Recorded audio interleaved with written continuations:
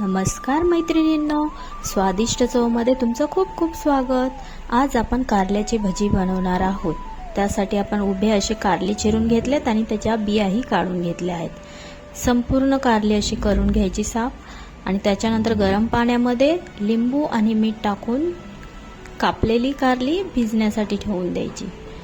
15 minute ठेवून द्यायची। नंतर चांगली स्वच्छ धुवून निथळून घ्यायचं त्याचं पाणी आणि ती ठेवायची।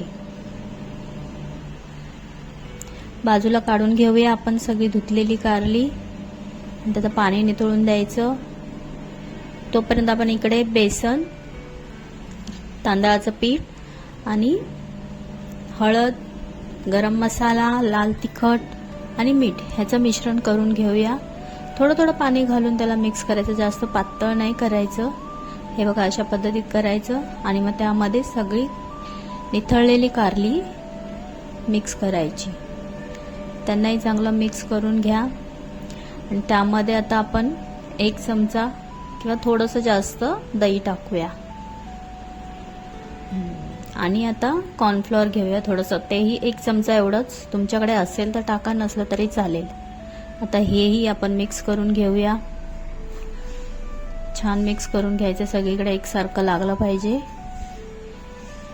आता एक साईडला आपलं तेल गरम होतंय, तिकडे आपण एक एक करून सोडूया। छान होतात कुरकुरीत, एक एक करून सोडायचे। हे बघा लगेच फ्राय पण होतात ते आणि कुरकुरीतही होतात। मुलांना कारली खायला आवडत नाहीत ना, त्यांना अशा पद्धतीने दिली की ते बरोबर खातात। हे बघा कसे झाले छान।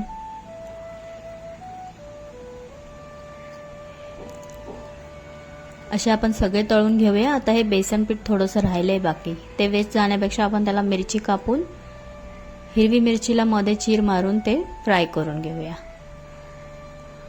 तेही आपण छान तळून घेऊया कुरकुरीत होईपर्यंत। तुम्हाला जर माझी रेसिपी आवडली असेल तर लाईक आणि सबस्क्राईब करायला विसरू नका। कधी भाजी करायचा कंटाळा आला तर ह्या मिरच्या फ्राय केल्या की बस, भाजीचीही गरज नाही, एवढ्या टेस्टी लागतात। छान अशा कुरकुरीत करून घ्यायच्या, त्याही 2 मिनिटात लगेच फ्राय करून होतात आपल्या मिरच्या। हे बघा कलरही छान आलाय आणि मिरच्याही छान झालेल्या आहेत। ही बघा आपली कारल्याची भजी किती कुरकुरीत झालेली आहे, खूप टेस्टी आहे।